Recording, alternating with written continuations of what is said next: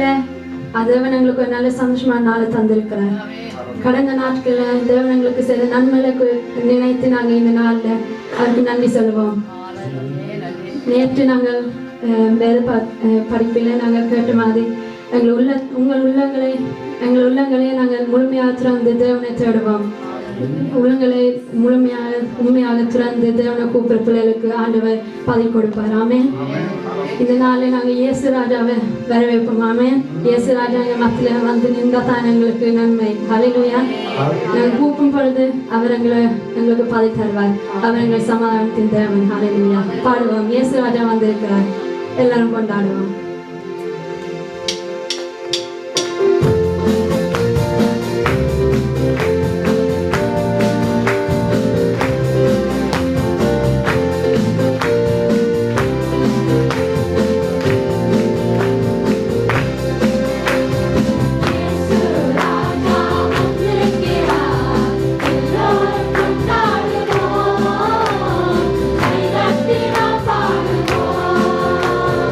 Yes.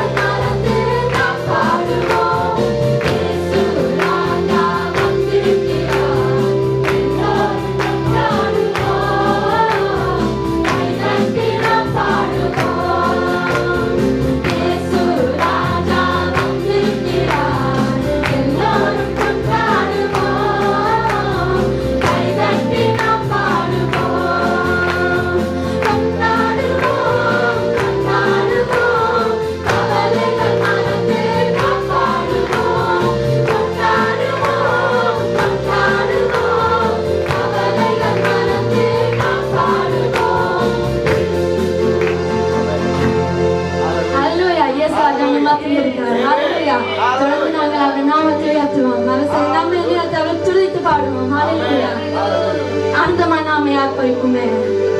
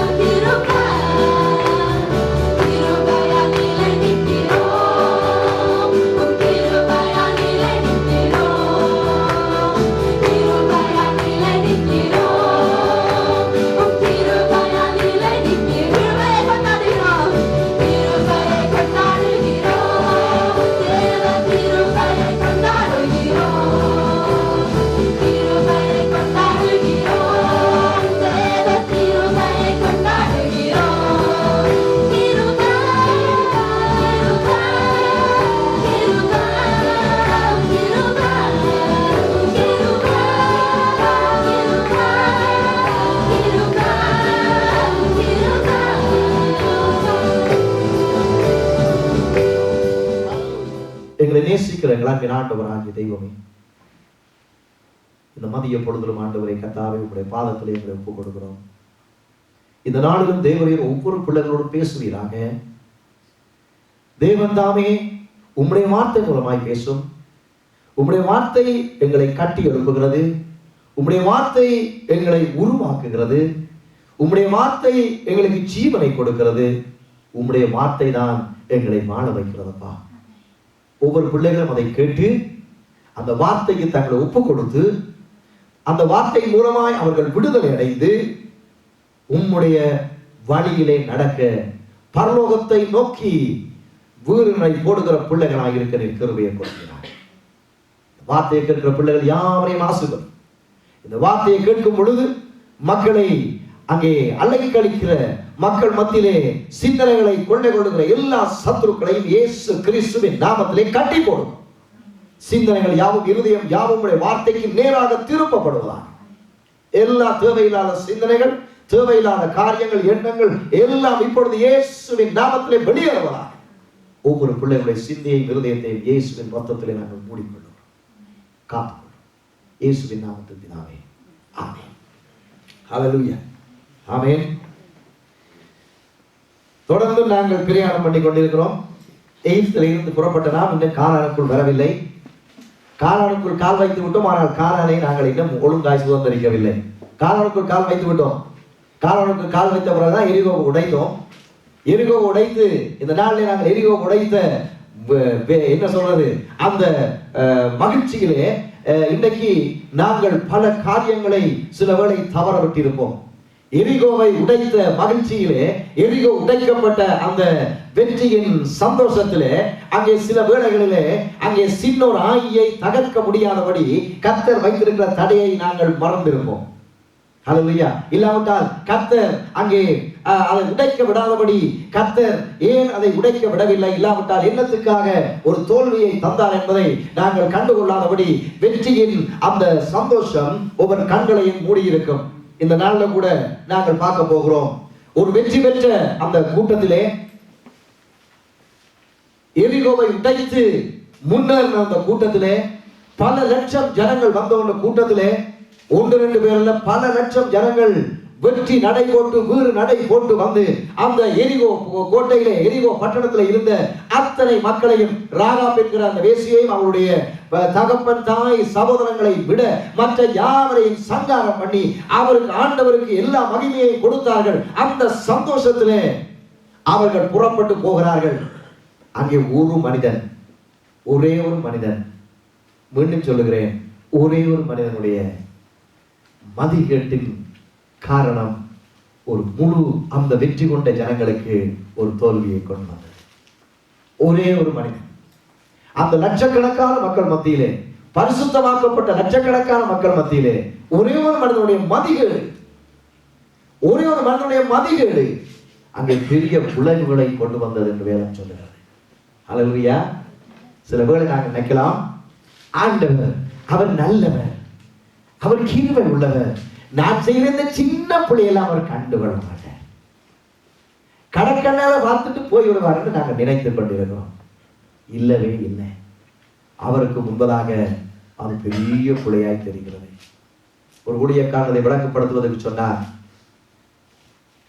பேனை இந்த பொக்கையில குத்தி இருக்கும் பொழுது தடுமாறி அந்த பேனையில கசியக்கூடிய ஒரு மை இந்த பொக்கெட்ல ஒரு சின்ன ஒரு புள்ளியை தான் போட்டிருக்கும் ஒரு வெள்ளை சேட்டிலே. ஆனால் போட்டிருக்கிற நான் அந்த வெள்ளை சேட்டை பார்க்கும் பொழுது எல்லாமே சுத்தமாக இருக்குது, ஆனால் சின்ன புள்ளி தானே இருக்குது என்று நான் நினைப்பேன். ஆனால் பார்க்கிற உங்களுடைய கண்களுக்கு இந்த அழகான வெள்ளை சேட்டில ஒரு சின்ன கருப்படையாளம் தெரியும். ஆமென். அது எனக்கு தெரியாது, பார்க்கிறவங்களுக்கு தெரியும். நான் நினைத்தேன் இது நல்ல ஒரு வெள்ளை சேட்டு, அழகான சேட்டு, இதுல எந்த ஊத்தையும் இல்லை, பார்க்கும் பொழுது பளிச்சேட்டு இருக்கிறது. அது எனக்கு. ஆனால் உங்க இருக்கிற எல்லா கண்களுக்கும் இந்த சின்ன ஒரு மை அடையாளம் அந்த லைட் வெளிச்சத்துக்கு அப்படி பளிச்சேட்டு தெரிகிறது. அது வேற இந்த வீடியோ எடுக்கிறவற்ற கோலம் அவர் அதைத்தான் கிட்டோருக்கு அடுத்து சூம் பண்ணி விடுவார், பார்க்கிறவர்கள் பார்க்கட்டும். அதே கர்த்தருடைய கண்கள் அங்கே நோக்கி கொண்டிருக்கிறது. கர்த்தருடைய கண்கள் அப்படியே பார்த்து கொண்டிருக்கிறது. எனக்கு இது வெள்ளை, எனக்கு இது நல்ல வெள்ளை, எனக்கு இந்த ஊத்தை இல்லை, எனக்கு இந்த ஊத்தை தெரியவில்லை. கர்த்தருடைய கண்கள் பூத கண்ணாடி போல் பார்க்கிறது. ஒரு சின்ன ஒரு பிழை, அது ஒரு பெரிய பிழையே இல்லை, அது ஒன்றுமே இல்லை பாஸ்டர், இது ஒரு பெரிய பிரச்சனையா என்ன, இதை சால்வ் பண்ண முடியாதா என்ன, கர்த்தர் இல்லை என்று சொல்லிவிட்டார். ஹல்லேலூயா, கர்த்தர் இல்லை என்று சொல்லிவிட்டார். இதுதான் இன்றைக்கு இருக்கக்கூடிய ஒரு பெரிய பிரச்சனை. இந்த மதியீட்டின் விளைவை தான் இன்றைக்கு நாங்கள் ஆராய போகிறோம். தேவ பிள்ளைகளே, நாங்கள் இந்த பிரயாணத்திலே பார்த்துக் கொள்கிற ஒவ்வொரு காரியங்களும் எங்களுக்கு மிகவும் முக்கியமானவை. ஹல்லேலூயா. நாங்கள் ஏதோ ஒரு ஆண்டவருடைய அன்பை பற்றி மாத்திரம் பேசவில்லை. நாங்கள் போகிற இடம் எது, நாங்கள் எந்த இடத்துக்கு போகிறோம், நாங்கள் யார், நாங்கள் எப்படிப்பட்ட ஜனங்கள், நாங்கள் எப்படிப்பட்ட வாழ்க்கை வாழ வேண்டியவர்கள் என்பதை நாம சிந்தித்து தான் பேசிக் கொண்டிருக்கிறோம். ஹல்லேலூயா. ஏதோ எல்லாரும் பேசுகிறது போல, ஏதோ எல்லாரும் சொல்லுகிறது போல, ஓ இயேசு அன்பாய் இருக்கிறார் என்று சொல்லுகிறதல்ல. நாங்கள் அந்த அன்பை மாத்திரம் நாங்கள் பார்க்கவில்லை. நாங்கள் போகிறது ஒரு பெரிய இடம். ஹல்லேலூயா. நித்திய நித்திய நித்திய நித்திய நித்திய காலமாக அந்த ஆண்டவரோடு வாழ போகிறோம். நாங்கள் போகிற இடம் ஒரு சாதாரண இடம் அல்ல. நாங்கள் போகிறது ஏதோ எங்கள் கண்களுக்கு தெரிந்த இடம் அல்ல. நாங்கள் போகிறது கர்த்தருடைய பரலோகம். ஹல்லேலூயா. அந்த பரலோகத்துக்கு நாங்கள் போய் கொண்டிருக்கிறோம். அப்படி என்று சொன்னால் அதற்கு உரிய முறையிலே நாங்கள் மாற்றப்பட வேண்டும். ஹல்லேலூயா. ஆமென். நாங்கள் மாற்றப்பட வேண்டும். எங்களுடைய சின்ன பிள்ளை அல்ல, அவருக்கு அது பெரிதாய் தெரிகிறது. ஆமென். இந்த வேதம் கூடிய ஒரு பூத கண்ணாடி என்று சொல்லுவார்கள். ஏன் தெரியுமா? இந்த வேதம் ஒரு பூத கண்ணாடியா? என்னுடைய வாழ்க்கையில் அது ஒன்றும் தெரியாது. இதை வாசிச்சா சிலவரை பயங்கரமாக வேதனைப்படுத்துவாங்கள. வாசி கொண்டிருக்கும் பொழுது இந்த பக்கம் வேண்டாம், இந்த பக்கத்தை போய் பிரச்சனை, மற்ற பக்கம் போயிடுவோம். இந்த பக்கம் வரும்பொழுது இது வாசிக்கவே கூடாது, ஏன்னா இது நம்மளோட வாழ்க்கையிலேயே பிரச்சனையை கொண்டு வர பக்கம், இந்த சமாதானத்தையே கெடுத்து விடுவோம்னு சொல்லி விடுவாங்க. இது பெரிய பூத கண்ணாடி. என்னுடைய பிள்ளைகளை எல்லாம் அப்படியே என்னுடைய வாழ்க்கை திருப்பி அடிக்கும். நான் செய்கிறதை எனக்கே திருப்பி அடிக்கிற ஒரு பெரிய பூத கண்ணாடி. ஆமென். ஹல்லேலூயா. என்னத்துக்கு சொல்றது? நான் திருந்தும்படியாய். ஆமென். நான் திருந்தும்படியாய், நான் திருந்தும்படியாய், நான் திருந்தும்படியாய். என் கர்த்தர் அழிக்கிறவர் அல்ல, என் கர்த்தர் அழிக்கிறவர் அல்ல, என் கர்த்தர் அழிக்கிறவர் அல்ல. அவர் விடுதலை கொடுக்கிறவர், குணமாக்குகிறவர், சமாதானம் கொடுக்கிறவர். ஆனால் மனிதன் அந்த கிருபையின் காலத்தை உணராதவனாய், அந்த கிருபையை உணராதவனாய், அந்த தேவனுடைய காலத்துக்குள்ளே மனம் திரும்பாமல் போகும் பொழுது அவன் தான் அழிக்கப்படுகிறான். ஆமென். ஹல்லேலூயா. சரி, இந்த பிரயாணத்தின் முடிவு கட்டத்துக்குள்ளே நாங்கள் வந்து கொண்டிருக்கிறோம். கானான் தேசத்துக்குள் கால் வைத்தால் இன்னமும் யுத்தங்கள் நடந்து கொண்டிருக்கிறது. இங்கே யோசுவா 7ஆம் அதிகாரம் 1ஆம் வசனமும் 15ஆம் வசனத்தையும் வாசிக்க போகிறோம். இந்த வசனம் தான் எங்களுக்கு இந்த நாளில் மூல வசனமாக இருக்கிறது. யோசுவா 7ஆம் அதிகாரம் 15ஆம் வசனம் எங்களுக்கு மூல வசனம், 1ஆம் வசனம் எங்களுக்கு தேவையானது. 2 வசனத்தையும் நாங்கள் வாசிப்போம். இஸ்ரவேல் புத்திரர் சாபத்து வீடானதிலே துரோகம் பண்ணினார்கள். எப்படியெனில், யூதா கோத்திரத்து சேராகுடைய குமாரனாகிய சப்தியின் மகன் கர்மீசுக்கு பிறந்த ஆகான் என்பவன் சாபத்து வீடானதிலே சிலரை எடுத்துக்கொண்டான். ஆகையால் இஸ்ரவேல் புத்திரர் மேல் கர்த்தருடைய கோபம் உண்டது. ஆமென். இங்கே இருக்கிறது பாருங்க, சாபத்து வீடானதிலே எடுத்துக்கொண்டான், சாபத்து வீடானதிலே சிலரை எடுத்துக்கொண்டான். சின்னன்னா அவன் எடுத்தது ஒன்றுமே இல்லை, அவன் எடுத்தது ஒன்றுமே இல்லை பார்க்கும் பொழுது. சரி, 15ஆம் வசனத்தை வாசிப்போம். அப்பொழுது சாபத்து வீடானதை எடுத்தவனாய் கண்டுபிடிக்கப்படுகிறவன் கர்த்தரின் உடன்படிக்கையை மீறி இஸ்ரவேலிலே மதிகேடான காரியத்தை செய்தபடியினால் அவனும் அவனுக்குள்ள யாவும் அக்கினியில் சுட்டெரிக்கப்பட கடவது என்றார். அப்படியா இருக்கு? மன்னிக்கப்பட வேண்டிய கர்த்தர் கிருபை உள்ளவர், ஆகவே அவனுக்குள்ள யாவை கர்த்தர் மன்னித்து விட்டார். அப்படியே எழுதியிருக்கு இல்ல, அது எழுதப்பட்டிருக்கிறது. கர்த்தர் ஒரு முடிவையே சொல்லிவிட்டார். ஒரு முடிவை ஆண்டவர் சொல்லிவிட்டார். இதுதான் முடிவு.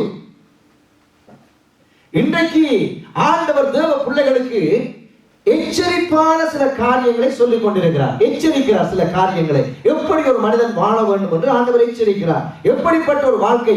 அவர் அன்றைக்கு கல்லறைக்கு சமாதி கட்டி அவனும் அவன் மனைவி, அவன் பிள்ளைகள், ஆடுகள், மாடுகள் எல்லாம் கல்லறிந்து கொண்டாச்சு. ஒரு மனிதனுக்காக அவனுடைய சகல சொத்தும் கல்லறிந்து கொள்ளப்பட்டது. அவன் எப்பயோ செத்து போயிட்டான். அவனுக்காக இது எழுதி வைக்கப்படவில்லை. இது எழுதி வைக்கப்பட்டது இன்றைக்கு நீங்களும் நானும் இதை பார்த்து எச்சரிப்பின் செய்தியை கேட்டு மனம் திரும்புவதற்காகவே. ஹல்லேலூயா, ஆமென். இன்றைக்கு தேவன் தனது பிள்ளைகள் மனம் திரும்ப வேண்டும். ஆண்டவர் தம்மை போல நாங்கள் வாழ வேண்டும் என்று விரும்புகிறார். ஹல்லேலூயா, ஆமென். நாங்கள் பரிசுத்தராய் இருக்கிறோம். ஆனால் அவர் சொல்லுகிறார் உங்களோட பரிசுத்தம் போதாது. அவர் சொல்லுகிறார் நீங்கள் என்னை போல பரிசுத்தராய் இருங்கள். நான் பரிசுத்தராய் இருக்கிறது போல நீங்களும் பரிசுத்தராய். எப்படி? நான் பரிசுத்தராய் இருக்கிறது போல அதே மாதிரி இப்ப நாங்க சொல்றோம் நாங்கள் பரிசுத்தமாய் தானே இருக்கிறோம். ஆமென், ஹல்லேலூயா. பத்தாவது காரண சேர்த்து கூட குடிச்சிட்டு தானே வந்திருக்கிறோம். காரண சேர்த்து கூட நாங்கள் வேர்வை மனத்தோடு வரவில்லையே, குடிச்சு கிழிச்சு சென்றடிச்சு தானே வந்திருக்கிறோம். நாங்கள் பரிசுத்தமாய் தானே வந்திருக்கிறோம். நாங்கள் காலை ஜெபித்து தானே வந்திருக்கிறோம். காலை எழுப்பி பைபிள் வாசி தானே வந்திருக்கிறோம். காலை எழுப்பி நாங்கள் விரதம் பாவிக்காதீங்க, உபவாசமாய் தானே நாங்கள் வந்திருக்கிறோம். காலை எழுந்து நாங்கள் ஆண்டவருடைய பாதத்திலே காத்திருந்து தானே வந்திருக்கிறோம் என்றெல்லாம் நாங்கள் சொல்லலாம், ஆனா கர்த்தர் சொல்லுகிறார் நான் பரிசுத்தராய் இருக்கிறது போல நீங்களும் பரிசுத்தராய் இருங்க. ஆண்டவர் விரும்புகிறார் ஒரு தகப்பன் தன்னுடைய பிள்ளை எப்படி தான் நினைக்கிற மாதிரி வர வேண்டும் என்று ஆசைப்படுவாரோ அப்படித்தானே. தகப்பனா இருக்க நீங்கள் என்ன விரும்புவீங்க? தன்னுடைய பிள்ளை தன்னுடைய இஷ்டத்துக்கு விட்டுருவீங்களா? விடவே மாட்டோம். எப்படியாவது அவனுடைய மூளையை கழுவி, அப்படித்தானே, எப்படியாவது இந்த பிள்ளை நான் விரும்புகிறபடி எப்படியாவது வந்துவிட வேண்டும் என்று சொல்லி நாங்கள் முயற்சிக்கிறோமே. அப்ப அந்த கர்த்தர் தன்னை போல மாற வேண்டும் தப்பு நினைக்கிறதுல என்ன தப்பு? அவர் பரிசுத்தம் உள்ள தேவன், அவர் ஆளுகை செய்கிற தேவன். நாங்கள் அவரோட ஆளுகை செய்ய போகிறோம். அப்ப அவரை மாதிரி தான் இருக்க வேண்டும். ஹல்லேலூயா, ஆமென். இயேசுவை போல பாடுபட்டால் அவரை போல நாங்கள் ஆளுகையும், இயேசுடன் கூட நாங்கள் பாடுபட்டால் அவரோடு கூட ஆளுகையும் செய்வோம். ஹல்லேலூயா. அப்ப இந்த இடத்துல நீங்க பாத்தீங்கன்னு சொன்னா இந்த வசனத்தை குறித்து தான் நான் பேசுகிறேன் இந்த நாளிலே. இதை வாசிக்கும் பொழுது என்ன சொல்லப்படுகிறது? ஒரு மனிதனுடைய மதிகேடான காரியம். இந்த மதிகேடு என்ற வார்த்தைக்கு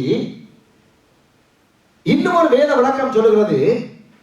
திரு விவிலிய புத்தகத்தில் எழுதப்பட்டிருக்கிறது தீய காரியத்தை செய்தான்.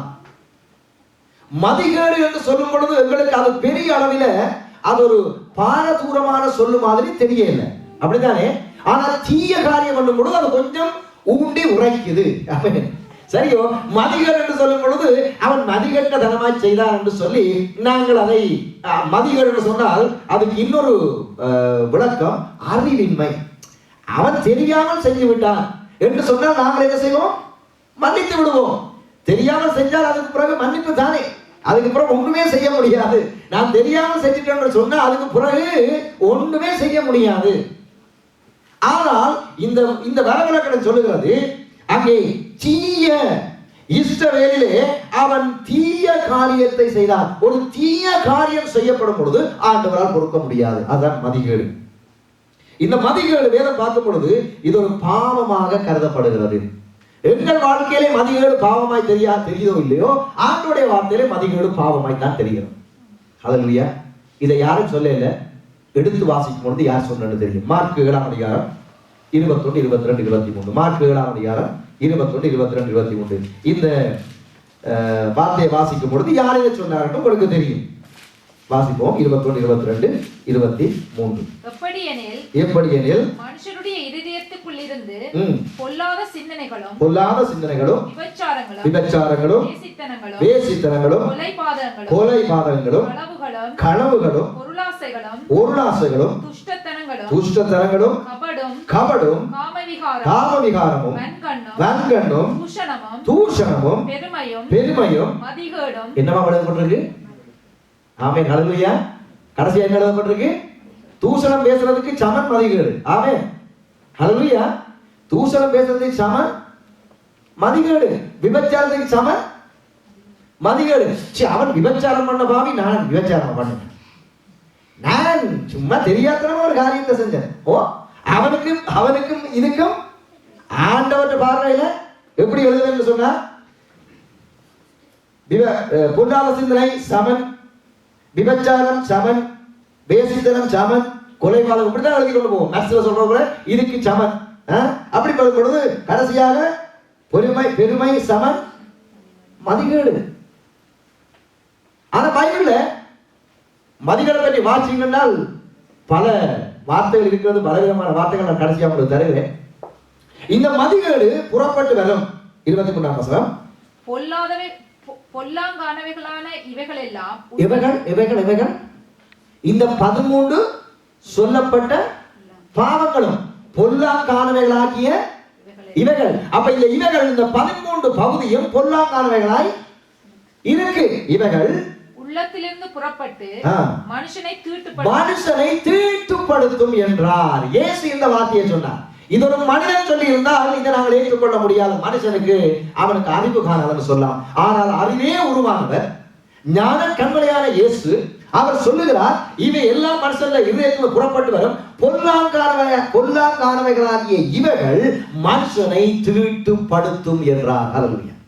ஆமென். இந்த மதிகேடு ஒரு பொல்லாத பாவம். எங்கள் பார்வையிலே மதிகேடு ஒரு பெரிய காரியம் இல்லை.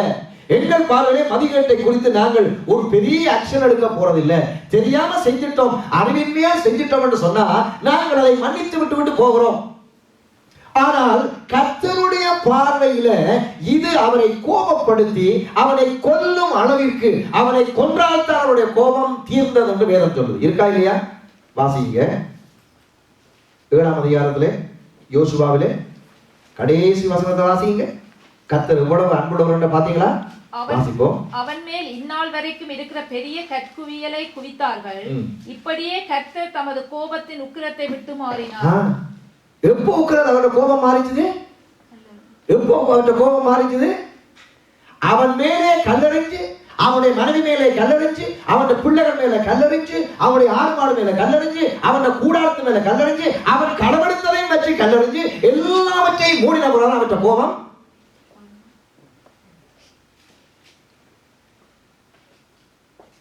ஹல்லேலூயா. ஆமென். எல்லாம் அமைதியா போயிட்டீங்க. இதுக்கு மேல என்னத்தை தான் பாஸ்டர் கலைக்கிறது? இதுக்கு மேல சொல்றதுக்கு ஒண்ணுமே இல்லை. ஆமென். ஹல்லேலூயா. ஆண்டவருடைய பார்வையில அது மிகவும் பொல்லாத பாவமாக இருந்துச்சு. ஹல்லேலூயா. அவன் என்னத்தை எடுத்தான் தெரியுமா? அவன் எடுத்ததை மாற்றி போட்டு நாங்கள் பிற்பாட போவோம். அவன் எடுத்து என்ன எடுத்தாண்டதை நாங்கள் 21ஆம் வசனத்தை வாசிப்போம். 7ஆம் அதிகாரம். கொள்ளையிலே நேர்த்தியான ஒரு பாபிலோனிய சால்வை, போய் ஒரு பாபிலோனிய சால்வை 200 வெள்ளிச் சேக்கலையும் 50 சேக்கல் நிறையான ஒரு பொன் பாலத்தை. போதும். இவ்வளவுதான் அவன் எடுத்தது. அவனுக்கு இதை விட பெருசா தூக்கலாம்.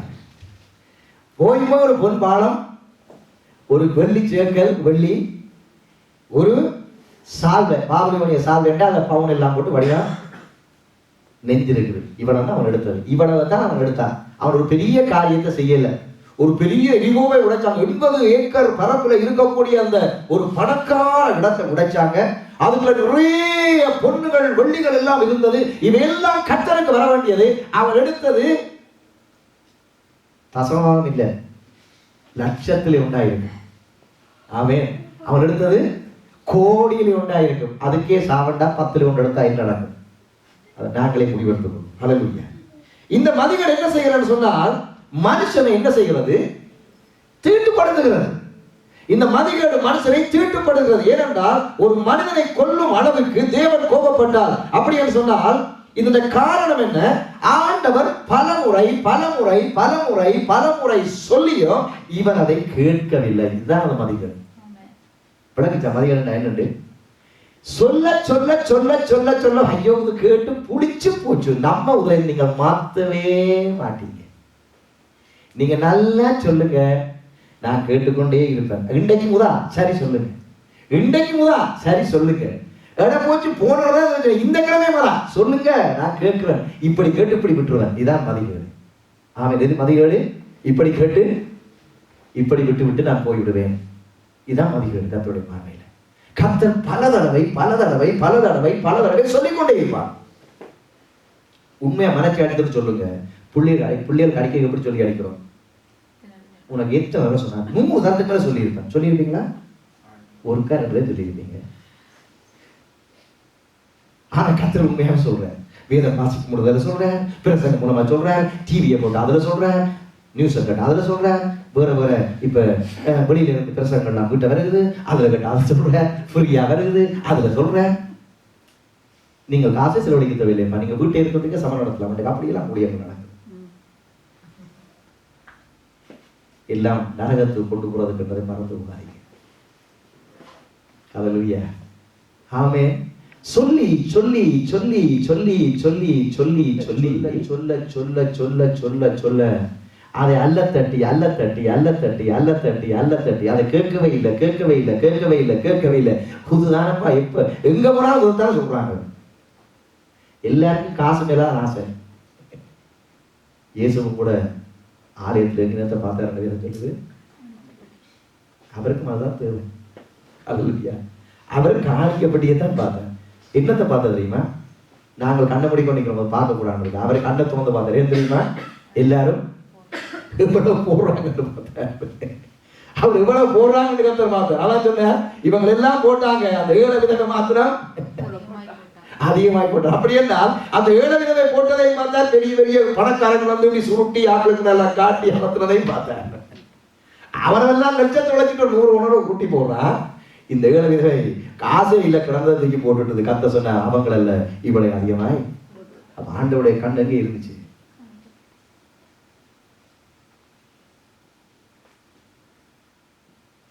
இந்த ஆகான் யார் என்பதை நாங்கள் கொஞ்சம் பார்த்து கொஞ்சம் போனோம்னா எங்களுக்கு உதவியாக இருக்கும். இந்த ஆகான் யார்? பல லட்சக்கணக்கான இஸ்ரவேல் ஜனங்களோடு தேவனை நன்கு அறிந்த ஒருவன். ஆமென். இந்த ஆகானை குறித்து நாங்கள் கொஞ்சம் விளங்க போனால், பல லட்சக்கணக்கான இஸ்ரவேல் ஜனங்களோடு தேவனை அறிந்த ஒருவன். அதாவது இவங்கள் புறப்பட்டு வரும் பொழுது அங்கே தேவனுடைய அற்புதங்களை இவன் ருசி பார்த்த ஒருவன்.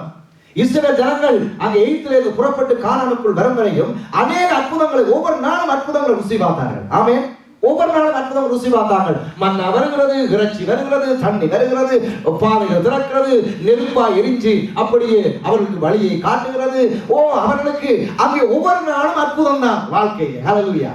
அப்படிப்பட்ட பல லட்சம் ஜனங்களோடு அற்புதங்களை கண்டு ருசி பார்த்து வந்த ஒரு தேவ மனிதன். அது மட்டுமல்ல, அவன் தேவனுடைய கற்பனைகளை அறிந்தவன். தேவன் எப்பொழுதெல்லாம் கற்பனை சொன்னாரோ மோசே வந்து சொல்லுவான்.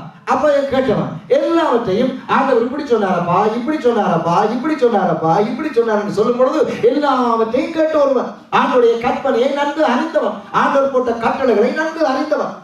மாத்திரமில்ல, தேவனுடைய வார்த்தைகளுக்கு கீழ்ப்படியாமல் இருந்தவனுக்கு நடந்த சம்பவத்தை கண்ணால நேர பார்த்தவன். எங்க? அபிராம் கோராகு கூட்டத்தார் அங்கே மோசேக்கு எதிராய் வந்து அவர்கள் மோசேக்கு எதிராக பேசின பொழுது அங்கே பூமி வாயை தன்னுடைய பூமி பிளந்து அவர்களை விழுங்கினதை நேரே பார்த்தவன். அல்லேலூயா. ஆமென். நேரே பார்த்தவன். கோராகு கூட்டத்தார் அபிராம் தாத்தான் வந்து அங்கே மோசையோடு போராடுகிறார்கள். நீர் மட்டுமா ஊழியக்காரன்? எங்களுக்கு ஊழியம் செய்ய தெரியாதா? நாங்கள் ஆண்டவருக்கு மணி அடிக்க முடியாதா? நாங்கள் ஆண்டவருக்கு புகை காட்ட முடியாதா என்று சொல்லி சண்டை பிடித்த பொழுது மோசே சொன்னார், சரி, நாளைக்கு உங்களோட தூபகலசத்தை கொண்டு வாருங்கள் பார்ப்போம். தூபகலசத்தை கொண்டு வந்த பொழுது ஆண்டவருக்கு கோபம் உண்டது. ஹல்லேலூயா. ஆண்டவர் சொன்னார், இவங்களை விட்டுட்டு பிரிஞ்சு போங்க எல்லாரும், நான் உங்களை அதம் பண்ண போறேன்னு சொன்னார். என்ன நடந்தது? அப்படியே பூமி பிளந்தது. அவர்கள் அப்படியே உள்ளுக்குள்ள போனாங்க குடும்பங்களோடு. ஹல்லேலூயா. ஆமென். இத நேர பார்த்தவன் அவங்க பாரப்பா வாயை பிளந்து மூடி கண்ணகிரிக்கு மூடி இருப்பான் பார்க்கும் பொழுது என்றால் பூமி பிளந்து அவங்களை விழுங்குகிறது எவ்வளவு பயங்கரமா இருந்தது. இதை கண்ணார பார்த்தவன். சரி, இவங்க மிச்சம் ஓடுறாங்க. அபிராம் தாத்தா ஓடுறாங்க. ஓடிக்கொண்டிருக்கும் பொழுது ஆண்டவர் அக்கினியை அனுப்பி அவங்களை சுட்டெரிக்கிறார். அதையும் நேரம் பார்த்தான். ஆண்டவர் இவ்வளவு வல்லமை உள்ளவர், இவ்வளவு கோபம் உள்ளவர், தன்னுடைய வார்த்தை கீழ்ப்படியாத மக்கள் மீது இவ்வளவு அவர் பயங்கரமான தேவனாக இருக்கிறார் கண்ணார பார்த்தான். இவ்வளவத்தையும் பார்த்த ஒருவன் இப்ப வந்து ஒரு சின்ன ஒரு பிழையை விடுகிறான். அல்லேலூயா. தேவ பிள்ளையே, எத்தனை அற்புதங்களை பார்த்திருப்போம், எத்தனை சுபங்களை கர்த்தர் பதம் தந்திருப்பார். வேலை இல்லைன்னு ஜெபித்த பொழுது கர்த்தர் வேலையை தந்திருக்கிறார். ஹல்லேலூயா. ஆண்டவர் எனக்கு ஒரு நல்ல வீட்டை தாரம் என்ற பொழுது கர்த்தர் நல்ல வீட்டை கொடுத்திருக்கிறார். ஆண்டவர் எனக்கு ஒரு நல்ல வாகனத்தை தாரம் என்ற பொழுது கர்த்தர் அதையும் கூட கொடுத்திருக்கிறார். ஆண்டவர் நல்ல குடும்பத்தை தாரம், நல்ல குடும்பத்தை கொடுத்திருக்கிறார். என்னை ரட்சியும் என்று சொல்லும்போது கர்த்தர் ரட்சித்திருக்கிறார். ஓ ஆண்டவரை என்று சொல்லி கூப்பிடும் பொழுது கர்த்தர் எல்லாவற்றையும் கொடுத்திருக்கிறார். இவ்வளவு நன்மைகளை பார்க்கிறோமே, ஓ இவ்வளவு நன்மையை பார்த்த பிறகா எங்கள் இருதயம் மதிகேடான காரியத்தை சிந்திக்க முடியும்? ஹல்லேலூயா. இவ்வளவு அற்புதங்களை அனுபவித்த பிறகா தேவனுடைய வார்த்தையை நாங்கள் அல்ல தட்ட முடியும்? தேவனுடைய வார்த்தை இதை செய்ய முடியாது என்று சொல்ல முடியும்? இதை ஏற்றுக்கொள்ள முடியாது நாங்கள் எப்படி சொல்ல முடியும்? ஹல்லேலூயா. நாங்கள் எல்லாவற்றையும் தானே கேட்டிருக்கிறோம், நாங்கள் அனுபவிக்கிறோமே. தேவனுடைய கிருபையால் நாங்கள் உயிரோடு இன்னைக்கு வாழ்கிறோம் ஐயா, உயிரோடு வாழ்கிறோம். போய் செய்தியை பார்த்தீங்கன்னு சொன்னால் வாலிப வயதில் எத்தனை பேர் இறந்து போகிறாங்க, தற்கொலையில மடிந்து போகிறார்கள், ஆக்சிடென்ட்ல செத்து விடுகிறார்கள், பயங்கரமான சாவுகள் சூடுகிறது. ஆனால் தேவ பிள்ளைகளாகிய உங்களையும் என்னையும் கர்த்தர் எவ்வளவு அற்புதமாய் காத்து வருகிறார். இந்த காலை வேளையில நாங்கள் எழும்பும் பொழுது கூட அங்கே தேவன் தனது பலத்தினால் எங்களை இடைக்கட்டவில்லையா? அவருடைய கிருபை நாளங்களை தாங்கவில்லையா? அவருடைய புதிய கிருபை எங்களை சூழ்ந்து கொள்ளவில்லையா? நாங்கள் நிற்பது நிர்மூலமாகாமல் இருப்பது தேவனுடைய சுத்த கிருபை அல்லவா? இதை சிந்தித்து பார்த்திருக்கிறோமா? ஹல்லேலூயா. தேவ பிள்ளை, மதிகளே ஒரு மனிதனை விட்டு நீங்க வேணுமையா? மதிகளோட பொருளாத காரியம், அது சின்ன காரியம், சிம்பிள். ஒரு சின்ன கடந்த பாவத்துல கடைசியா கொண்டு ஒரு விபச்சாரத்தை முதல் வாங்கி கடைசியா கொண்டு முடித்திருக்கிறார். ஆமே. ஆனாலும் அது சின்னதோ பெருசோ கர்த்தருடைய பார்வையில எல்லாம் பாவம். 13 பாவத்துல இதுவும் பாவம். மதிகேடு, அசட்டை பண்ணுதல், அல்ல தட்டுதல், அதாவது தெரியாமல் செய்து போட்டார் என்று சொல்லி அப்படிப்பட்ட ஒரு தேவையில்லாத வார்த்தையை கொண்டு வரும். இவை எல்லாம் கர்த்தருடைய பார்வையில பாவமாகிவிட்டது. அது மாத்திரமில்ல, கர்த்தர் யோசுவாவோடு நேரடியாக பேசினதை கூட யோசுவா சொன்ன பொழுது கேட்டார். கர்த்தர் யோசுவாவோடு நேரடியாக பேசினதை யோசுவாவை மக்களை சொல்லுகிறார். 17-18 வசனம் வாசிங்க. 6ஆம் அதிகாரத்தில் 6ஆம் அதிகாரம் 17-18 வசனம் வாசிங்க. அதிலே பார்ப்போம். ஆனாலும் இந்த பட்டணமும் இதிலுள்ள யாவும் கர்த்தருக்கு சாபாத்தீடா இருக்கும். நாம் அனுப்பின ஆட்களை ராகாப் என்னும் வேசி மறைத்து வைத்தபடியால் அவளும் அவளோட வீட்டுக்குள் இருக்கிற அனைவரும் மாத்திரம் உயிரோட இருக்க கடவர்கள். சாபத்தீடானதில் ஏதாகிலும் எடுத்துக் கொள்ளுகிறதினாலே நீங்கள் சாபத்தீடாகாத படிக்கும். இஸ்ரவேல் பாளையத்தை சாபத்தீடாக்கி அதை கலங்க பண்ணாத படிக்கும் நீங்கள் சாபத்தீடானதற்கு மாத்திரம் எச்சரிக்கையா இருங்கள். ஹல்லேலூயா. இது யார் சொன்னார்? கர்த்தர். கர்த்தர் யோசுவாவுக்கு சொன்னார். யோசுவா அப்படியே கொண்டு வந்து இவங்க சொல்லுகிறார். கர்த்தர் யோசுவாவுக்கு சொன்னதை யோசுவா கொண்டு வந்து இந்த மக்களுக்கு சொல்லுகிறார். இப்ப கர்த்தர் பேசுறதை யோசுவா கொண்டு வந்து சொல்லுகிறார். கர்த்தர் யோசுவாவோடு பேசினார். 5ஆம் அதிகாரம் கடைசி வசனங்களை நீங்க பாத்தீங்கன்னு சொன்னால், ஒரு நாள் யோசுவா வெளியில வந்து நிற்கிறார். 5ஆம் அதிகாரத்திலே கடைசி வசனம் நீங்கள் பார்த்தீங்கன்னு சொன்னால், அங்கே யோசுவா ஒரு நாள் வெளியிலே வந்து அவன் தன் கண்களை எடுத்து பார்க்கும் பொழுது ஒரு மனிதன் அங்கே தனக்கு முன்னதாய் நிற்கிறார். அவர் உருவின பட்டயத்தை வைத்தவராய் நிற்கிறார். யோசுவா ஒரு பயங்கரமான கேடி அல்லவா? அவன் தான் திறமான யுத்த வீரன். துணிந்து கேட்கிறான், போய் நீ நம்ம ஆளா எதிராளியா? அந்த வசனத்தை வாசிங்கன்னா யோசிச்சு பாருங்க. 13ஆம் வசனம் வாசிங்க 5ஆம் அதிகாரத்துல. பின்பு யோசுவா எரிகோவின் வெளியிலிருந்து தன் கண்களை ஏறெடுத்து பார்க்கும் போது இதோ ஒருவர் அவனுக்கு எதிரே நின்றார். உருவின பட்டயம் அவர் கையிலே இருந்ததும் யோசுவா அவனிடத்தில் போய், நீர் எங்களை சேர்ந்தவரோ எங்கள் சத்துருக்களை சேர்ந்தவரோ என்று கொஞ்சம் இமேஜின் பண்ணி பாருங்க. ஒரு பட்டயத்தோட வந்து நிக்கிறான். இவன் துணிஞ்ச கட்ட நாம ஓடி இருப்போம். பட்டயத்தோட நிக்கிறானையா ஓடி இருப்போம். இவன் நேரவை கேட்கிறான், நீ நம்ம ஆனா எதிராளியா? நம்ம ஆனா தப்பு, எதிராளி என்ன துண்டு போட்டுருவார். அப்படித்தான் பார்த்திருக்கான். ஏன்னா அவனோட போர் வீரன். யோசுவா ஒரு போர் வீரன். ஆமே. யோசுவா தான் போர் செஞ்சான். கர்த்தருக்காக, அவருடைய ராஜ்யத்துக்காக போர் செய்த ஒரு போர் வீரன், ஒரு பெரிய மனிதன். ஹல்லேலூயா. ஒரு பலசாலி. மோசேயை விட போர் செய்த யோசுவா தான் கூட. ஹல்லேலூயா. அவன் 32 ராஜாக்களை அழித்து வருவான். ஹல்லேலூயா. ஆமே. அவர் பெரிய போர் வீரன். துணிந்து போய் கேட்கிறான், யோ உண்மை பார்க்கும் பொழுது நீர் ஒரு சண்டைக்கு வந்தவா இருக்கு, நீ நம்மளா எதிராளியா? நம்மளா தப்புவோம், எதிராளி என்ன வேற சண்டை பிடிப்ப வேண்டாம். மாதிரி அவர் போய் கேட்கிறான். அப்பொழுது அவர் சொன்னார், நான் உண்டைய ஆளும் இல்லை, எதிராளியும் இல்லை, கர்த்தருடைய சேனையின் அதிபதி. உடனே விழுந்துட்டான். எதிராளி என்று சொல்லி இருந்தா அவன் எடுத்து வெட்டி இருப்பான். அவன் தான் போனான் நேர. ஆனா சொன்னான், உண்டைய ஆளும் இல்லை, நான் எதிராளியும் இல்லை, நான் கர்த்தருடைய சேனையின் தலைவன் என்று சொன்னோட உடனே விழுந்துட்டான், வணங்கிட்டான். நேர கர்த்தரை பார்த்தான். இது தூதன் இல்லை, இது கர்த்தர். இது தூதன் இல்லை, கர்த்தர் என்ற 6ஆம் அதிகாரம் 2ஆம் வசனம் என்ன சொல்கிறது? 6ஆம் அதிகாரம் 2ஆம் வசனத்தை வாசிங்க. கர்த்தர் யோசுவாவை நோக்கி, கர்த்தர் யோசுவாவை நோக்கி. கர்த்தர் வந்தார். ஹல்லேலூயா. உருகிற பட்டயத்தோடு வந்தார். யோசுவா முழங்கா உடனே விழுந்தான். விழுந்து சொன்னார், ஆண்டவரே, நீர் என்ன நோக்கத்தோடு வந்தீர் சொல்லும் என்றான். ஹல்லேலூயா. அவர் ஆண்டவர் என்று தெரிந்ததும் அவர் உடனடியாய் தன்னை அவருக்கு முன்பதாய் தாழ்த்தி சொன்னார், ஆண்டவரே, நீர் என்ன சொல்ல வந்தீர் சொல்லும். அப்ப யோசுவா, அவர் ஆண்டவர் சொன்னார், கர்த்தர் யோசுவாவுக்கு சொன்னார், நான் எரிகோவையும் அதனுடைய ராஜாவையும் யுத்த வீரரையும் கையில் ஒப்பு கொடுத்தேன். ஹல்லேலூயா.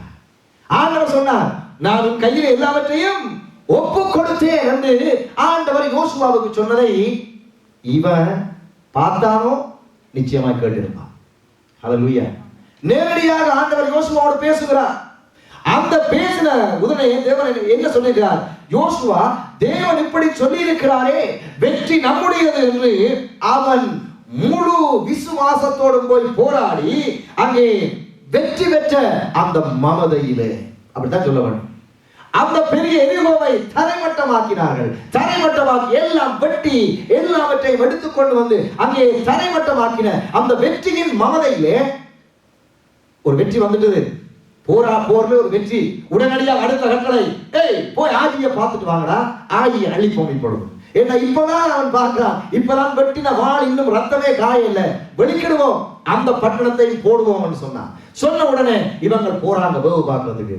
வேவு பார்க்க போனவங்க வர அவங்க இப்ப இந்த சுட வெட்டினவங்க தானே, சுட எல்லாவற்றையும் செய்து முடித்தவங்க. அவங்க பார்க்கிறாங்க, லட்சக்கணக்கான மக்கள் அங்க போக தேவையில்லையா, ஒரு சின்ன பட்டணம், ஒரு சின்ன பட்டணம். அப்பா, நீங்கள் எல்லாம் வீட்டை இருங்கோ, 2000 3000 மேக்சிமம் காணும். இந்த 3000 பேர் போன அந்த பட்டணத்தை அழித்து விடலாம் என்று சொல்லுங்க. ஏன் தெரியுமா? இப்ப வெற்றி கொண்ட அந்த மமதை மற்ற எல்லாவற்றையும் மறந்து விட்டார். அநேக வேளைகளில் நாங்களும் அப்படித்தான் வெற்றி கொண்டாடும் பொழுது அங்கே பிசாசு அங்கே பிடித்து வைக்கிறது மறந்து விட்டு போராடும் பொழுது அடுத்தது தோல்வியாய் மாறிவிடுகிறது. ஹல்லேலூயா. வெற்றி பெற்றோம் என்றாலும் பிசாசை நாங்கள் எதிர்த்து போராட ஒவ்வொரு நாளும் கடமைப்பட்டிருக்கிறோம். ஹல்லேலூயா. ஆமென். வெற்றி பெற்றது நாங்கள் தான் ஐயா, வெற்றி பெறுவது நாங்கள் தான் ஐயா, வெற்றியின் ஜனங்கள் நாங்கள் தான் ஐயா. ஆனால் தோல்வியை நாங்கள் தழுவ கூடாது என்று சொன்னால் நாங்கள் எப்பொழுதும் எங்களை ஆராய்ந்து பார்க்க வேண்டும். ஹல்லேலூயா. இந்த வெற்றி பெற்ற மமதையிலே நான் சிந்திச்சு பார்த்தேன். இப்படித்தான் இங்க ஒரு சண்டை நடந்துட்டு உடனே எல்லாம் ஃபுல்லா வெட்டிட்டாங்கன்னு உடனே அடுத்ததை பார், இந்த சூட்டோட சூடாய் போய் எல்லாரையும் வெட்டி விடுவோம். அதாவது அந்த போரினுடைய அந்த போர் செய்த அந்த வாஞ்சை, அந்த வெற்றியினுடைய மமதை அவங்கள் உள்ளத்துக்குள்ளே இன்னமும் நாங்கள் வெல்லுவோம் என்று சொல்லி நிற்கிற வேளையே ஓடி போய் இவங்க பார்க்கறாங்க சின்ன ஒரு பட்டணம். இது ஒரு சின்ன பட்டணம், ஆகி ஒரு சின்ன பட்டணம். இந்த சின்ன பட்டணத்துக்கு 3000 பேர் காரணம் போனாங்க. அனுப்புறாங்க, 3000 பேர் வெட்டிட்டு வாங்க, நாங்க வீட்டை இருந்து நாங்கள் இங்க இருந்து பீஸ்ஃபுல்லா இருக்கிறோம், இப்பதான் எரிகோவை உடைச்சு சந்தோஷமா இருக்கிறோம், நாங்கள் வெற்றியை கொண்டாடுகிறோம், நீங்க 3000 பேர் ஆகிய அடித்துட்டு வந்து விடுங்க அனுப்புறாங்க. போன வாக்குல திரும்பி வராங்க, எல்லாரும் ஓடி வராங்க. ஐயோ ஐயோ ஐயோன்னு தான் கொட்டி கொண்டு வந்திருப்பாங்க. தமிழனாயிருந்தா இவர் எப்படி கத்தணும் தெரியாது, மகை அம்மைன்னு கத்திருப்பாங்க. ஐயோ அம்மாண்டு இவன் எப்படி கத்துறானோ தெரியாது. இவங்க கத்திக்கொண்டு வர்றாங்க. என்னடா என்று பார்த்தா 36 பேர் கொட்டியாச்சு. 3000 பேர் கூட அழிக்கலாம்னு சொன்ன பட்டணத்துல 36 பேர் செத்தாச்சு, வெட்டி போட்டாங்க. மிச்ச பேர் துணியங்கான ஒரே ஓட்டம். யோசுவா பார்க்கறாங்க, என்னடா இந்த பெரிய போற வேண்டும், 3000 பேர் போனா காணும் என்று சொன்னாங்க. இப்ப பார்க்க போற எல்லாரும் தலைவரிக்கு ஓடி வராங்க, கத்தி ஓடி வராங்க. என்ன நடக்குன்னு சொல்லி ஆண்டவர்கிட்ட பார்த்துட்டு அப்படியே விழுந்துட்டான். ஆண்டவரே, நீ தான் சொன்னீர் எரிகோவை எங்களுக்கு தருவன்னு சொல்லி, அது மாதிரி தந்தீர் ஆண்டவரே. இப்ப ஏன் ஆண்டவரே எமோரியரின் கையில எங்களை கொண்டே அழிக்கவா, இந்த சின்ன பட்டணத்துல நம்ம அழிக்கிறதுக்கா இந்த பெரிய போரெல்லாம் செஞ்சு வெற்றி தந்தீர்னு சொல்லி பாத்துல விழுந்துட்டான். பிள்ளைகளே, எப்பொழுதும் இதனுடைய பாத்துல விழுவது பாதுகாப்பு. ஹல்லேலூயா. எங்கள் வாழ்க்கையிலே நான் கண்டது நீங்கள் அதை காண வேண்டும். நான் என் மனைவியும் கண்டது என் வாழ்க்கையில். எப்பொழுதெல்லாம் பிசாசு எழும்பி ஆடுகிறானோ அப்பொழுது நாங்கள் போய் ஆண்டவர் பார்த்து ஆண்டவரே, இது உம்முடைய சபை, இது நீர் செய்யும். கர்த்தர் எல்லாம் செய்வார். ஹல்லேலூயா. ஆமென். கர்த்தர் எல்லாம் நாம் அதை சிந்திக்கிறது சில வேளையில் நாம் எல்லாரும் நல்லா தானே இருக்கோம், சந்தோஷமா தானே இருக்கோம். இல்லை இல்லையா எல்லாம் நிற்கும் பொழுது நாங்கள் மறந்து விடுவோம். அப்போ பார்த்தா எங்கேயாவது முறுக்க வந்து நிற்கும். கர்த்தர் முடிச்சு கீழே போட்டுருவார். ஹல்லேலூயா. கர்த்தர் முடிச்சு கீழே போட்டுருவார். அந்த வேளையில கர்த்தர் வெற்றியை கொடுப்பார். ஹல்லேலூயா. ஆமென். நாங்கள் விழுந்துருவோம். ஆண்டவரே, ஏனப்பா இப்படி நடந்துச்சு, என்ன காரணம் ஆண்டவரே, ஏன் இப்படி ஒரு தோல்வி, ஏன் இப்படி ஒரு பெரிய இழப்பு, ஏன் இப்படி ஒரு காரியம் நடந்தது ஆண்டவர் போய் விழுந்தான் யோசுவா. ஆண்டு என்ன சொன்னா தெரியுமா? ஒரு பெரிய கேள்வி யோசுவாவுக்கு. இந்த பெரிய இடத்துல இவ்வளவு பொருளாம் பண்ணி வந்தோம், இந்த சின்ன இடத்துல நாங்கள் சாகிறதுக்காக கூட்டி கொண்டு வந்தேன். இதுக்கா எங்களை இவ்வளவு கொண்டு வந்தேன். அவன் கேட்ட கேள்வியில வாஸ்தவம் தான். அப்பொழுது ஆண்டவர் 10ஆம் வசனத்துக்கு சொல்லுவார். 10லிருந்து 13 வரை ஆண்டவர் சொல்லுகிறார். வாசிப்போம். 7ஆம் அதிகாரம் 10லிருந்து 13 வரை கர்த்தர் சொல்லுகிற காரியத்தை நாங்கள் வாசிப்போம். அப்பொழுது கர்த்தர் யோசுவாவை நோக்கி, எழுந்திரு, நீ இப்படி முகங்குப்புற விழுந்து கிடக்கிறது என்னையா விழுந்து முகங்குப்புற கிடக்கிற? நீ எழுந்து, நான் சொல்ற விஷயத்தை நீ ஏன் விழுந்து கிடக்கிற? மண்ணை தூக்கி போடுற, உடுப்ப கிழிக்கிற, நீ ஏன் இப்படி வந்திருக்கிற? நான் சொல்றத கேள். முதலாவது நீ உன்னை ஆராய்ச்சி சொல்லுவேன் பாருங்க. இஸ்ரவேலர் பாவம் செய்தார்கள். இதான் பிரச்சனை. என்ன? இஸ்ரவேலர் பாவம் செஞ்சிட்டாங்கப்பா, மீறிட்டாங்க. நான் அவர்களுக்கு கட்டளையிட்ட என் உடன்படிக்கையை மீறினார்கள். உடன்படிக்கையை மீறினார்கள். உடன்படிக்கை மீறுவது பாவம், பாவம், பாவம். ஹல்லேலூயா. உடன்படிக்கை மீறுவது பாவம், பாவம், பாவம். சரி. சாபத்தீடானதில் எடுத்துக்கொண்டதும், களவு செய்ததும், வஞ்சித்ததும், தங்கள் பண்டம் பாடிகளுக்குள்ளே வைத்ததும் உண்டே. இப்ப ஆண்டவர் என்ன செய்யற? பொதுவா சொல்லுங்க, எல்லாரையும் குறித்து சொல்லுங்க. இப்ப ஆண்டவர் சொல்லப்பட அமைச்சதையா வாசிப்போம். ஆதலால் இஸ்ரவேல் புத்திரர் தங்கள் சத்துருக்களுக்கு முன்பாக நிற்க கூடாமல் தங்கள் சத்துருக்களுக்கு முதுகை காட்டினார்கள். அவர்கள் சாபத்தீடானார்கள்.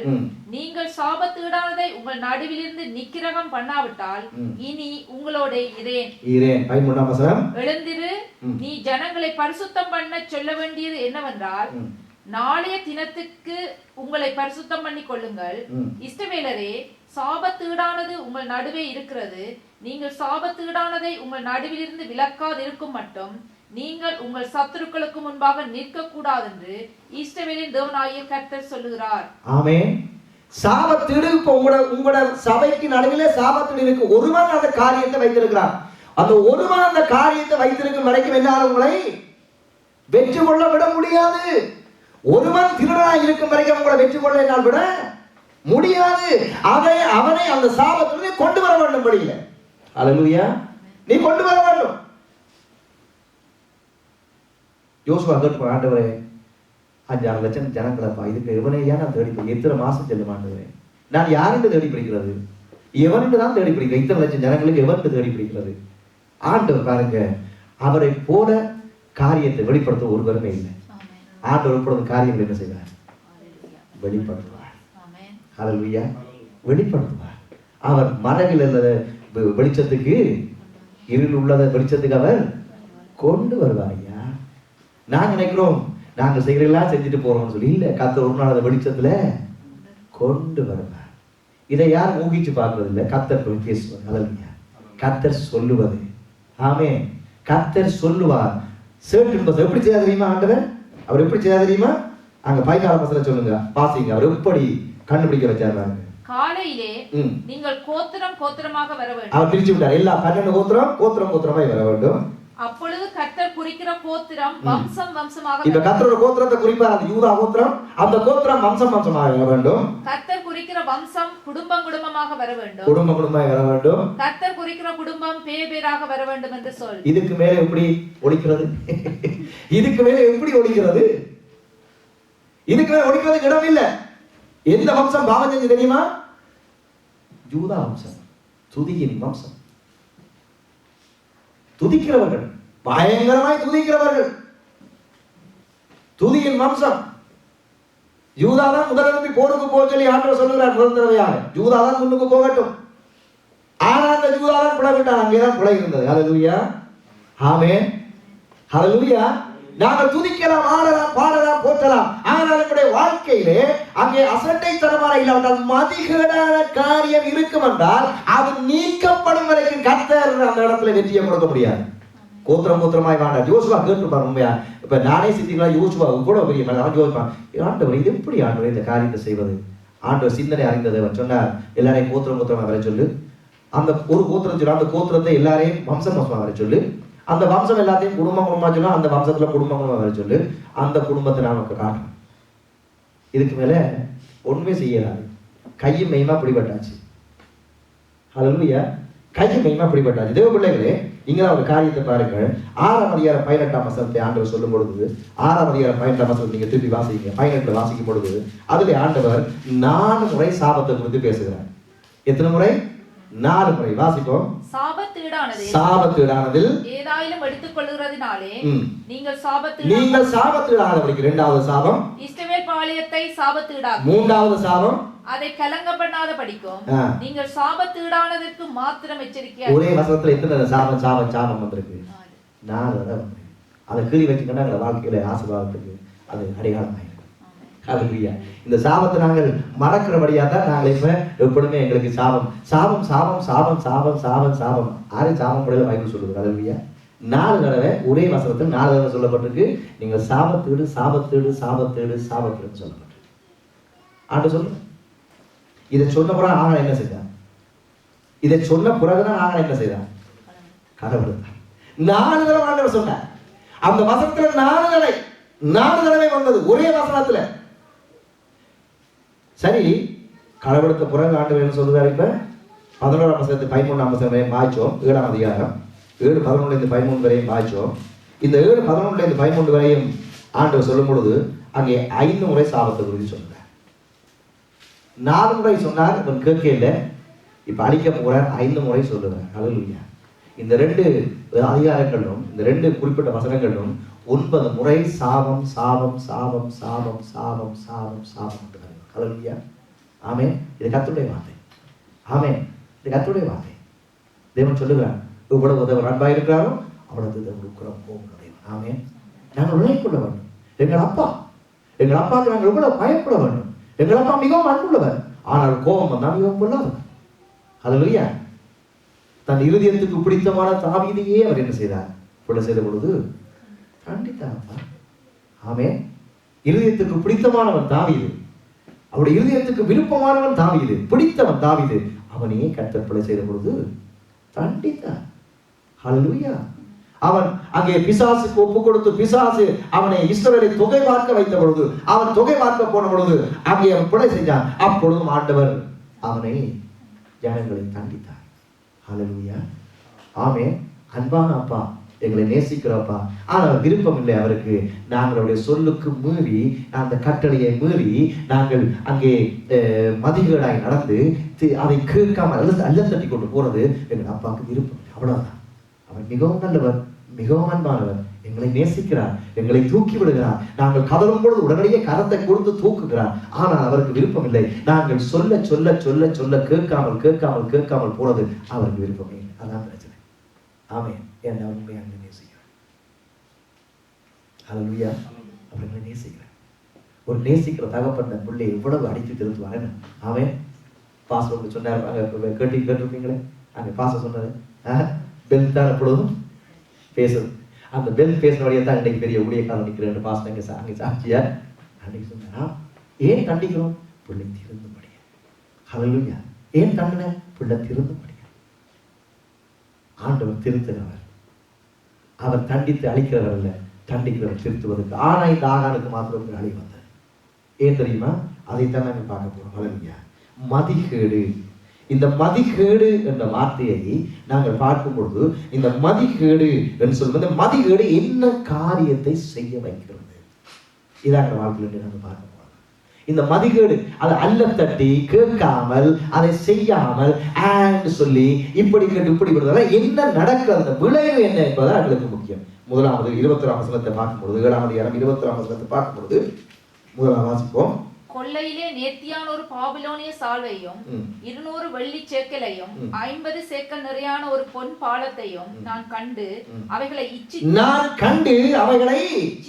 இந்த இந்த என்ன செய்கிறது? இந்த விதமான மதிகள் என்ன செய்கிறது? அது இச்சிக்க வைக்கிறது. ஒரு மனிதனுக்கு இச்சையை கொண்டு வருகிறது. ஏனென்றால் அவன் தேவனுடைய வார்த்தையை அவன் முறையிலே கேட்டு அதை ஏற்றுக்கொள்ளாதபடினாலே அவனுக்கு பார்ப்பதிலே ஆசை உண்டாகிறது.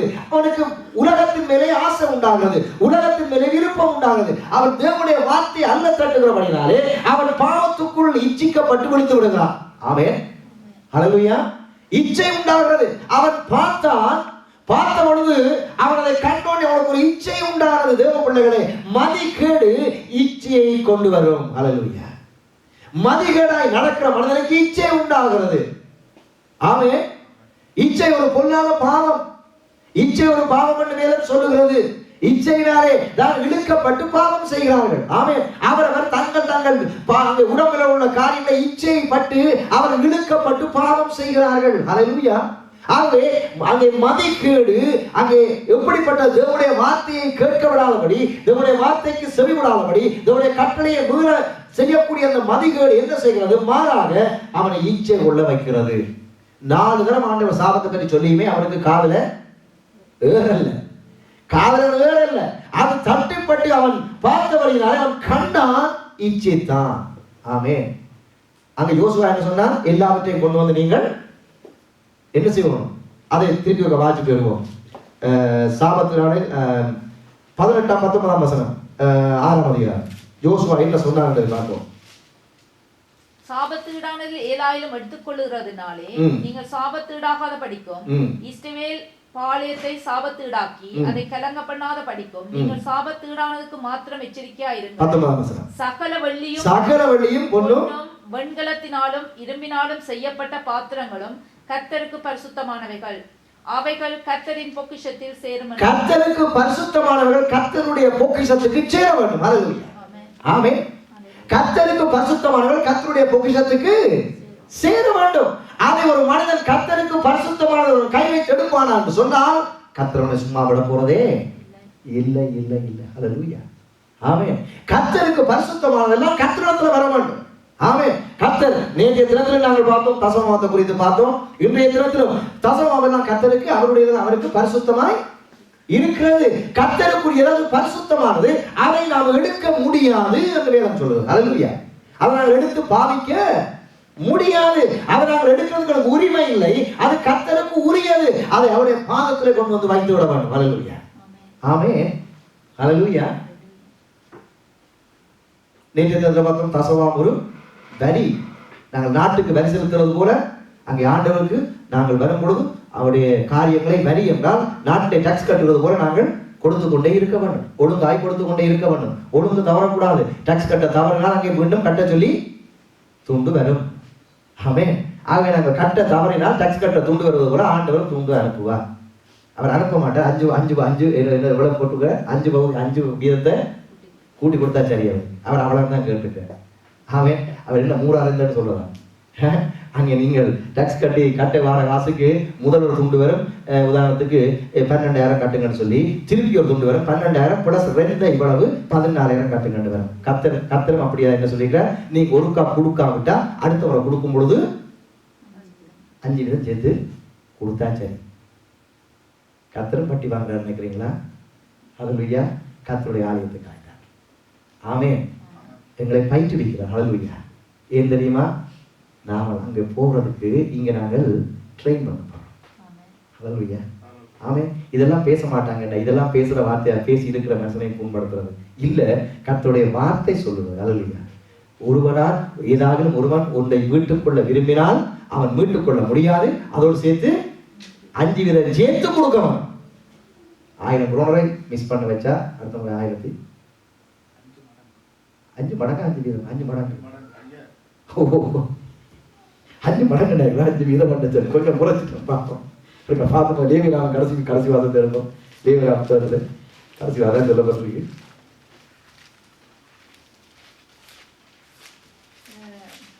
ஒருவன் தன் தசமபாகத்திலே எவ்வளவாவது மீட்டுக்கொள்ள மனதாய் இருந்தானால் அதனுடன் 5 பங்கை 20 வீதம்.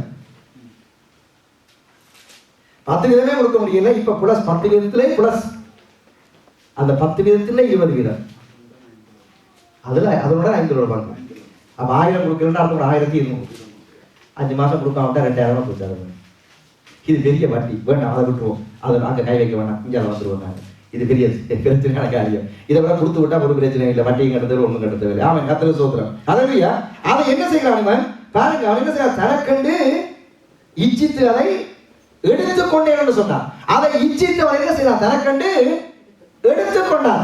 அடுத்தது இந்த மதிகள் என்ன செய்கிறது? கர்த்தருக்குரியதை அவரை எடுக்க வைக்கிறது, துணிகரம் கொள்ள வைக்கிறது. அல்லேலூயா. மதிகள் என்ன செய்ய தெரியுமா?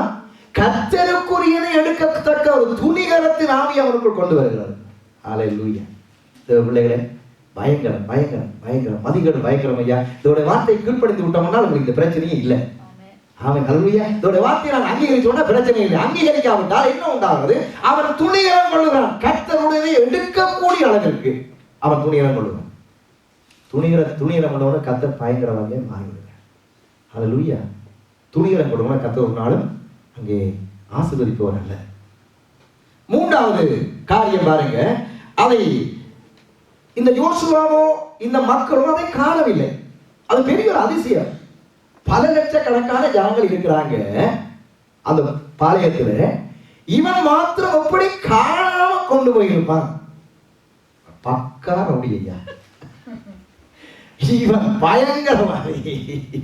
யோசிச்சு பாருங்க. பல லட்சம் ஜனங்கள் சுத்தி வேலை நிக்கிறாங்களப்பா, இரவும் பகலும் நிக்கிறாங்க. இவன் எப்பதான் கொண்டு போயிருப்பான்?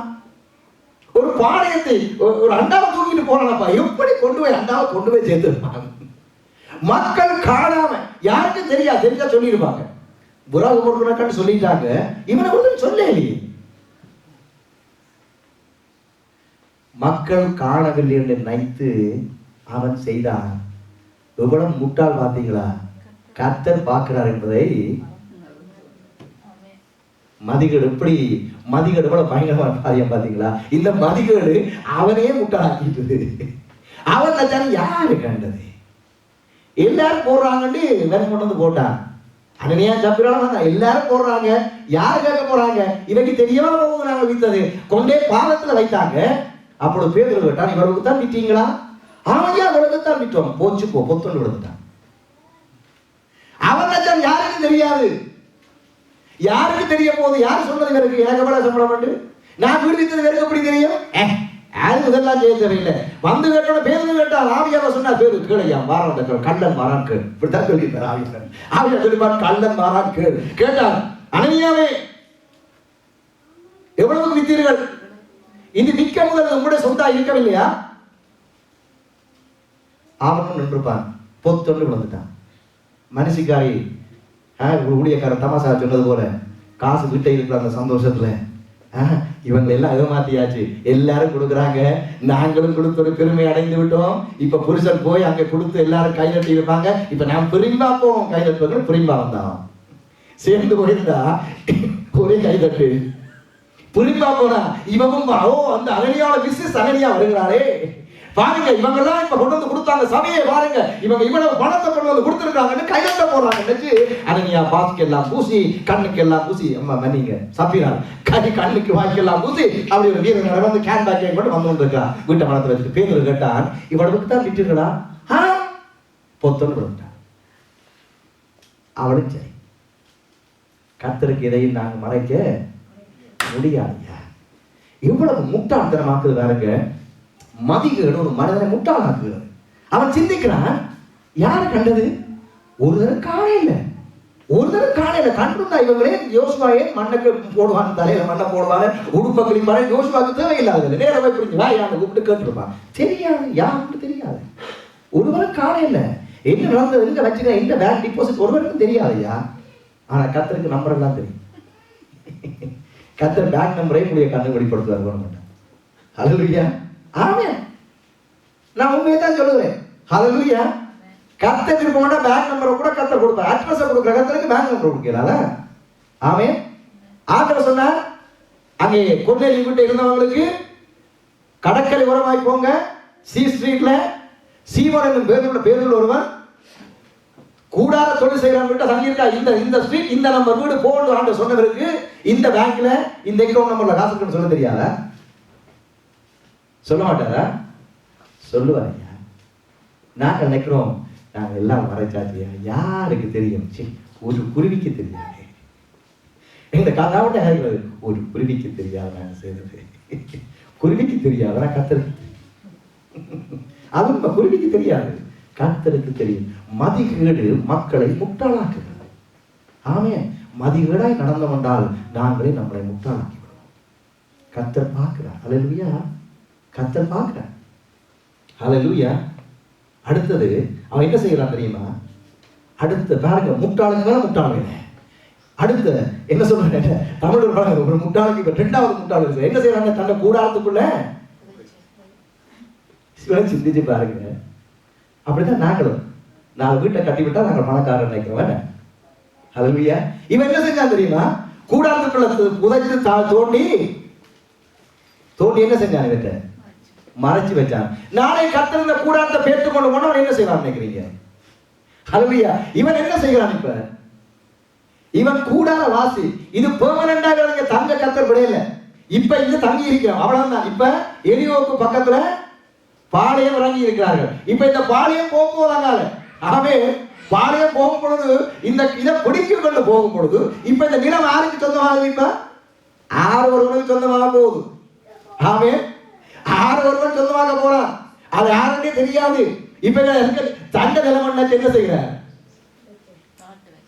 தாட்டு வைக்கிறார். நாளைக்கு 4 கம்பை பிடிக்கி சீரையை சுத்தி கொண்டு போகும் பொழுது ஐயோ ஐயோ ஐயோ அதுக்காக கிடக்கு அந்த மரத்துக்கு தாட்டினார். நாளைக்கு வந்து பார்த்தா ஊருக்கு வீடு கட்டியிருப்பான். அவனோட இந்த பக்கம் பெறக்கூடாது, இது நம்ம தான். என்ன சொல்ல போறான்? என்ன செய்ய போறோம்? காணிக்கு மேல் காணியும் வீட்டையும் சேர்த்து வைக்கிறவளுக்கு ஐயோ உண்டு. ஏசாயா சரி ஆண்டவர் சொல்லுகிறாங்க, ஐயோ. ஹல்லேலூயா. யார் அனுபவிக்க போறது? ஆமே. பாருங்க எவ்வளவு இந்த சிந்திச்சு பாருங்க, எவ்வளவு ஒரு அவனுடைய சிந்தையை யோசிச்சு பாருங்க. தன்னுடைய நிலை அறியவில்லை. இந்த மதிகேடு அவன் நிலையை அறிய விடவில்லை. அதாவது இவன் இங்கே இருப்பதற்கல்ல, இவன் போக போறவன், இவன் பிரியரமாய் போறான். இது இவன் பெர்மனண்டா அத்திவாரம் போட்டு கட்டின வீடு இல்லையா? 4 தடியை ஊண்டி போட்டு சீலையை போட்டு இருக்கிறான். அவ்வளவுதான். ஆமே, அவனோட கூடாரம். இதனால கலட்டி கொண்டு போகும் பொழுது கிண்டி எடுத்தான்னா கண்டுபிடிக்கப்படுவானே. கடைசியிலே கிண்டி எடுக்க மாட்டான். நம்மளையாக தாட்டு போட்டு வந்த மாதிரி கடைசி வரையும் கிண்டி எடுக்க மாட்டான். அந்த இடத்துல ஏதாவது தடியை வச்சுட்டு வந்துவான்.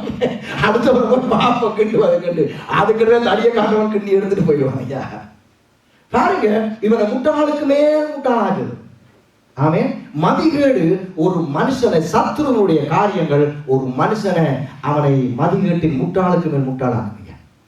நாம தேவனுடைய வார்த்தைக்கு எதிர்த்து நிற்போம்னு சொன்னா எங்களுக்கு ஞானம் இல்லை, மாறாக எங்களோட வாழ்க்கை நாட்கள் எல்லாம் முரட்டுத்தனமாக, முட்டாள்தனமாக, சிக்கிற வழியாக, தில்லுமுள்ளு வழியாக, அங்கே கோணலும் மாறுபாடுமாக எங்களுக்கு வழி தெரியாமல் அலைய வேண்டிய ஒரு நாளில் நாங்கள் வந்து நிற்போம். ஹல்லேலூயா. ஆமே. அவர் வனாந்திரத்திலே வழியை உண்டாக்குற வனாந்திர வழியில் ஆறுகளை உண்டாக்குகிற தேவன் என்று வேதம் சொல்லுகிறதே. அவர் வனாந்திரத்திலே எங்களுக்கு வழியை உண்டாக்குற தேவன் ஐயா. நாங்கள் அவருக்கு கீழ்ப்படிந்தோம்னா வனாந்திரத்தோடு நாங்கள் நேர போவோம். ஆனால் நாங்கள் அவருக்கு கீழ்ப்படியாமல் அவருடைய வார்த்தையை நாங்கள் மதிகேடாக, அவருடைய வார்த்தையை நாங்கள் அல்ல தட்டி அலட்சியம் பண்ணி கொண்டிருப்போம் என்றால் ஒரு நாள் தில்லுமுள்ளான பாதைக்குள்ள நாங்கள் கால் வைக்க வேண்டி வரும். நல்ல ரோட்டுக்காரையா போக முடியல. சிலர் சொல்லுவார்கள், நான் என்ன இருந்தேன்னு செத்தென்ன இப்பவே நடப்பணமா தான் திரிகிறேன். அதான் இப்படி போனாலும் இப்படி போனாலும் எங்க போனாலும் எந்த பக்கத்துல பார்த்தா வழியே இல்லை. மதிகேடான ஒரு வாழ்க்கை, பயங்கரமான ஒரு வாழ்க்கை இல்லை. நாம சிந்தித்து செயல்படும். ஹல்லேலூயா. ஆவியானவர் பேசுவதற்கு எங்களை நாங்கள் ஒப்புக் கொடுப்போம்.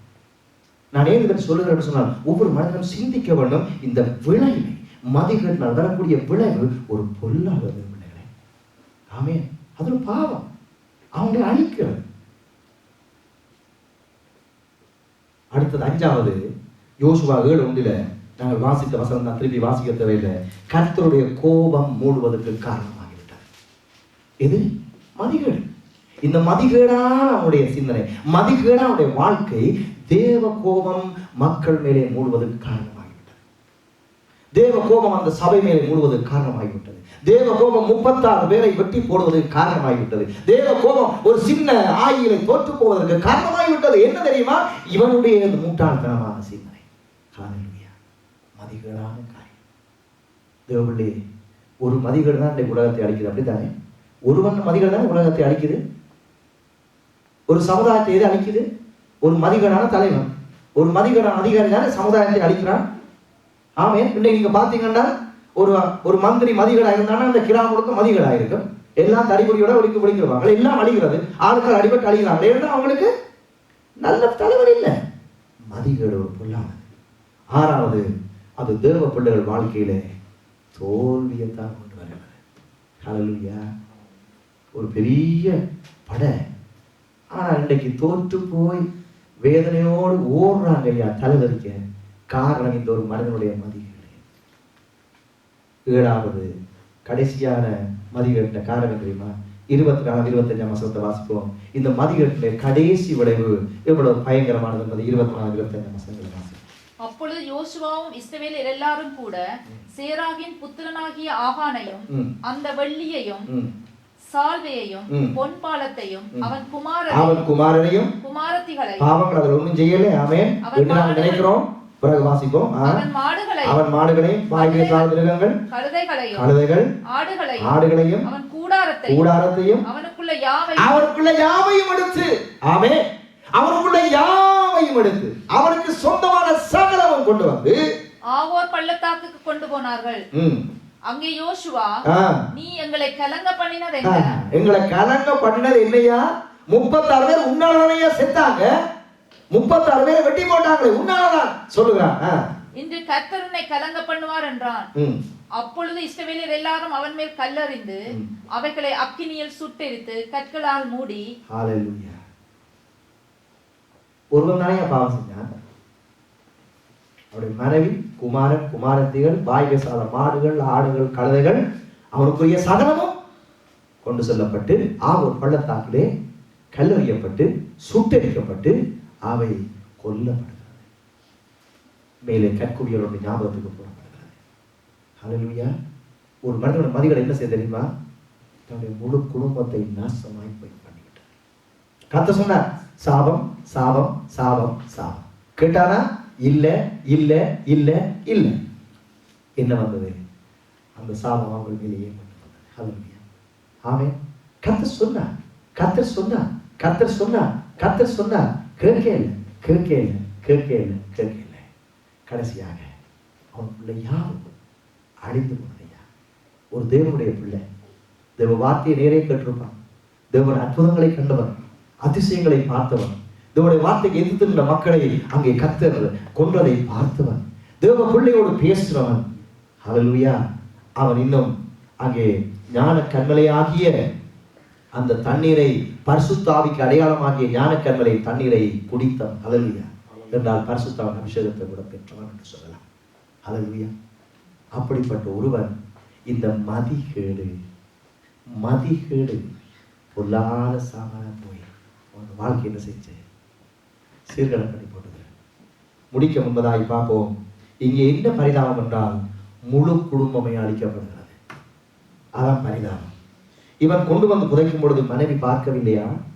யாரும் பார்க்கவில்லையா? அப்போ ஏன் யாரும் அவனுக்கு புத்தி சொல்லவில்லை? இது என்னுடைய கேள்வி.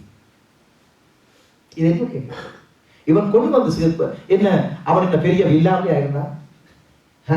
என்ன ஒரு பெரிய 4 ஏக்கர் காணியில ஒரு 300 சதுரடி வீட்டிலேயே இருந்தான். இல்ல 300 கவராமீட்டர் வீட்டிலேயே இருந்தான். அவன் இங்கே இருக்க, அவை அங்கே இருக்க இங்க தாக்குறதுக்கு இல்லையே. ஒரு சின்ன கூடாரம் தான் ஐயா. அந்த கூடாரத்துக்கு எல்லாரும் படுத்திருப்பாங்க. சின்ன கூடாரம் தான் அவனுக்கு போடப்பட்டது. இந்த சின்ன கூடாரத்துக்கு தாக்கும் பொழுது இந்த மனைவி காணவில்லையா? பிள்ளைகள் காணவில்லையா? என்ன நினைச்சு தெரியுமா? அத்தான் கொண்டு வந்திருக்கிறார், அப்பா கொண்டு வந்துட்டார், அப்பா எவ்வளவு நல்ல மனுஷன் தெரியுமா, அப்பா இதை வச்சே நாங்க பிழைச்சிடலாம்னு அங்க ஆண்டி நினைச்சிருப்பான்.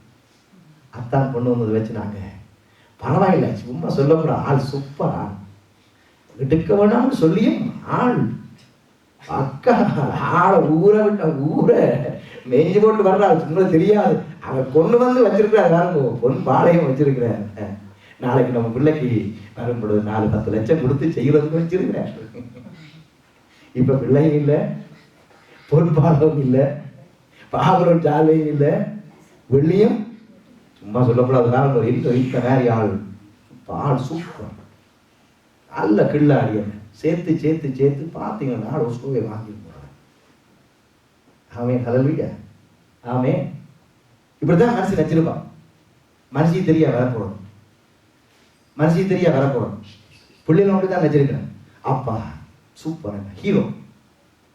கத்து எடுக்க வேணாம்னு சொன்ன பாருங்க, உருவம் கூட காணாம வச்சுட்டேன்.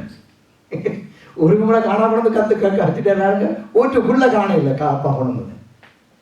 ஆனா ஒருவர் கண்டிருக்கிறார் இந்த இருதயத்தை. நான் அப்படித்தான் அங்க சிந்திச்சேன். ஏன் கத்தர் மனைவி பிள்ளைகள் அழிக்க வேண்டும்? அவங்க என்ன பாவம் செஞ்சாங்க? உடனே இருந்திருக்காங்க. நிச்சயமாக என்னத்தை கூட கிண்டி மனுஷன் வந்து பார்க்க என்னப்பா கிண்டிக்கிறாங்கன்னு கேட்கக்கூடாது ஒரு வார்த்தை. புது மண்ணா கிண்டி போட்டா என்னப்பா புது மண்ணா கிண்டி போட்டு கிடாங்க அடி சத்தம் போடாரி. அதுல பொன்பாலம் கொண்டு வச்சுக்கிறேன்னு சொன்னா என்னப்பா செஞ்சு போட்டு கொண்டே குடும்பம்னு சொல்லி இருக்க வேண்டிய மனுஷன் என்ன சொல்லி இருக்கு தெரியுமா? நீங்கள் அக்கா காயத்தான் உங்களை மாதிரி ஒரு ஆள் கொடுத்து வச்சிருக்க படம் என்று சொல்லியிருக்கா. சாடிக்கு எந்த மூடியா போயிருக்கா. அப்படிதான் நடந்திருக்கு. சாடிக்கு ஏத்த மூடியா இல்லை, சாடியை திருத்த மூடியாய் மாறும். ஹல்லேலூயா. ஆமே. சாடிக்கு ஏத்த மூடியாய் மாற வேண்டாம் ஐயா. கடைசியா அப்படியே மூடி உடுக்கே போயிடணும். சாடியை திருத்த மூடியாய் மாறும். ஹல்லேலூயா. ஒரு பெண்ணுடைய கதையை சொல்லி முடிக்கிறேன். அவருடைய பெயர் அபிகாயில். அந்த அபிகாயில் நாபால் என்கிற ஒரு மனிதனுடைய மனைவி. நாபால் என்றால் நாய்க்குணம் என்ற அர்த்தம். நல்ல பேரை வச்சிடாதீங்க, பைபிள் இருக்கு. பார்த்தா நேபல் என்ற நல்ல ஸ்டைலான பேரா இருக்கு, வச்சிடாதீங்க. அதுக்கு அர்த்தம் நாய்க்குணம். அவளையா சொல்றா, இந்த மனுஷனுக்கு பேர் தாரிய குணம். அவள்லாம் சொல்றாள். ஆமா, நாவால் என்ன நாய்க்குணமா அவள்லாம் சொல்றாள். தாவீதுட்ட வந்து இந்த புருஷனுக்கு பேர் தாரிய குணமப்பா, நான் என்ன செய்வது? அவள் நல்ல புத்திசாலி. நாபால் தாவீது அங்கே நாபால் மயிலை ஆட்டு மயிலை கத்தரித்துக் கொண்டு இருக்கிறான். இப்பொழுது நிறைய பணம் சேர்க்கப்படுகிறது என்று சொல்லி தாவீது அறிந்து தன்னுடைய அங்க வேலையாட்களை அனுப்புகிறான். போய் நாபால்கிட்ட போய் சொல்லுங்க, உங்களுடைய ஆடுகள் எல்லாம் நாங்கள் காத்துக்கொண்டோம் தெரியுமா? எத்தனை வேடுவர்கள் எத்தனை சிங்கம் புரியுது உங்களுடைய ஆடுகள் நான் காத்து வச்சிருக்கிறோம். இப்ப உங்களுடைய பங்கில் எனக்கு தாரும் என்று சொல்லி அனுப்பினான். நாபால் சொன்னான், யாரை பற்றி கதைக்கிறீங்க? கண்டவன் கடிவன் எல்லாம் வந்து தலைவன் நான் ஏற்றுக்கொள்ள முடியுமா? இப்படிதான் கேட்டான். சும்மா நேற்று முளைச்சவனுடைய தலைவனா ஏற்றுக்கொள்ள முடியாது, போய் ஆடு கலைச்சு விட்டான். தாவீது சொன்னான், அவன் வீட்டை சிவர்ல ஒரு நாய் கூட இருக்க முடியாது. வெளிக்கிட்டு தாவீது போய் கொண்டிருக்கிறான். போற வழியில அபிகாயில் வந்து விழுந்துட்டான். தாவீது அந்த காலில் சொன்னான், ஐயா அரசு தலைவனே, நீ முட்டாள்தனமான வேலை செய்யாதே. இந்த மனுஷன் பேர் நான் அதே குணம் தான் அவனுக்கு. அவன் குணம் நாய் குணம் தான். அவன் தெரியாம சொல்லிவிட்டான், அவனின் மன்னியும். அவன் அப்பத்தை அவள் என்ன செய்யறான் இவனுக்கு தெரியாம அப்பத்தையும் ரசத்தையும் முந்திரியவத்தை எல்லாம் கொண்டு போய் தாவீது கொடுத்தான். தாவீது சொன்னான், நீ இன்றைக்கு மட்டும் மந்திராவிட்டால் உன்னை விட்டு ஒரு நாய் கூட இருந்திருக்காது. போயிட்டான். 4ஆம் நாள் நாபால் புழு கொடுத்து செத்துட்டான். 4ஆம் நாள் நாபால் செத்துட்டான். தாவீதை காத்தது அபிகாயில். ஹல்லேலூயா. அந்த அபிகாயில் தாவீதை மணந்து கொள்கிறாள். அபிகாயில் ஒரு புத்தி உள்ள பெண்ணாய் இருந்தாள். தேவ பிள்ளையே, அவளும் அன்றைக்கு நாபாலோட அத்தான் இவங்களுக்கு எல்லாம் ஏன் கொடுப்பான்னு சொல்லியிருந்தால் அன்றைக்கு அபிகாயில் கழுத்தும் போயிருக்கும். ஆவே அந்த குடும்பத்தை தாவீது அழித்திருப்பான். அதுதான் வந்தான். அந்த வீட்டை நாய் கூட இருக்க முடியாது, வாங்கலான்னு சொல்லி வெளிக்கிட்டு வந்தான். அபிகாயில் போய் கொடுத்துட்டான். ஐயா தலைவனே, நீ ஒரு கடவுளுடைய மனுஷன், நீர் மாத்திரம் அப்படி செய்து கூடாதே என்று ஒரு புத்தி உள்ள வார்த்தை பேசினாள். ஹல்லேலூயா. ஒரு புத்தி உள்ள மனிதன் ஒரு மனுஷியாய் நடந்து கொண்டதாலே அவள் தன்னை காப்பாற்றிக் கொண்டாள். ஹல்லேலூயா.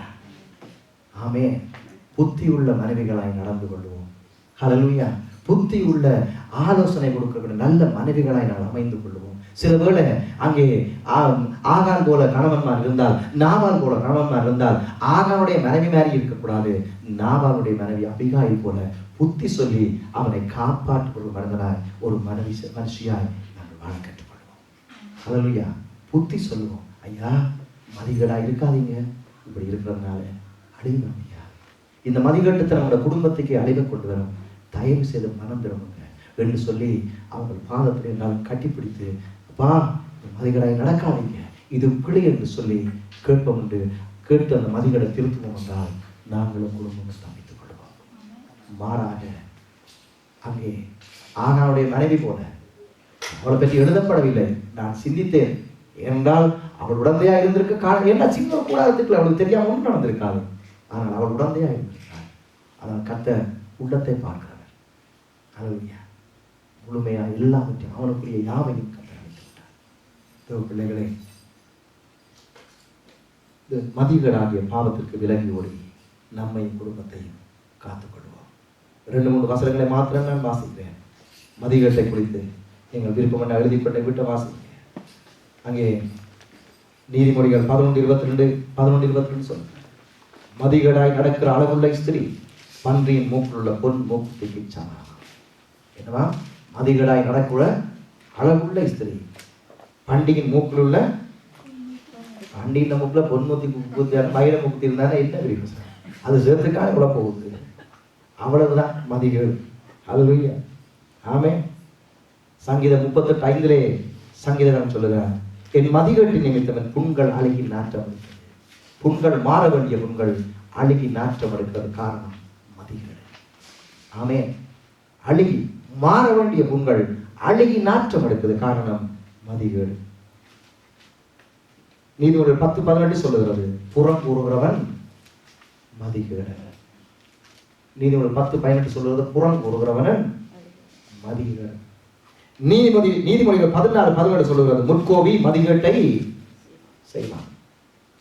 லூக்கா 12:20 ஆண்டவர் அந்த பணக்காரனுக்கு சொன்ன ஐஸ்வர்யனுக்கு சொன்னார், மதிகேடனே, உன் ஆத்துமா உள்ளத்தில் இந்த ராத்தில் எடுத்துக்கொள்ளப்படும், அப்பொழுது நீ சேகரித்தவை யாருதான் ஐஸ்வர்யம். கடைசியா 1 தீமோத்தேயு 6:9 பார்க்கும் பொழுது பவுல் தீமோத்தேயுக்கு எழுதும்போது சொல்லுகிறார், ஐஸ்வர்யவான்களாக விரும்புகிறவர்கள் சோதனையிலும் கண்ணியிலும் மனுஷரை கேட்டிலும் அழிவிலும் அமர்த்துகிற மதிகேடும் சேதமான பலவித இச்சைகளிலும் விடுகிறார். யாராம்? ஐஸ்வர்யவான்களாக விரும்புகிறவர். கர்த்தர் தந்தால் நல்லதையா, அதுக்காக நாம ஓடி ஓடி உழைக்க வேண்டாம். அல்லேலூயா. ஆமென். கர்த்தர் தருவார் என்றால் அதை ஏற்றுக்கொள்வோம். அதற்காக நாம் ஓடக்கூடாது, ஐஸ்வர்யத்திற்காக ஓடக்கூடாது. கர்த்தர் தருவதை பெற்றுக்கொள்வோம். கர்த்தர் எங்களுக்கு நிறைவாய் தந்திருக்கிறார். அதை வைத்து நாங்கள் போதும் என்ற மனதுடனே அங்கே நாங்கள் இருந்து அங்கே கர்த்தரை சோதித்துக் கொள்வோம். அல்லேலூயா. அங்கே அது என்ன செய்யுமா? சோதனையிலும் கண்ணியிலும் மனுஷரை கேட்டிலும் அழிவிலும் அமர்த்துகிற மதிகேடு. அல்லேலூயா. மதிகேடு கொள்ளாத காரியம் இந்த வேளை பிள்ளைகளே, ஜபத்தோடு இதை முடித்துக் கொள்ள போகிறோம். நாங்கள் எழுதுகின்ற சற்று எங்களை ஒரு நிமிடம் ஆராய்ந்து பார்க்கிறோம். ஒரு நிமிடம் எங்களை நாங்கள் ஆராய்ந்து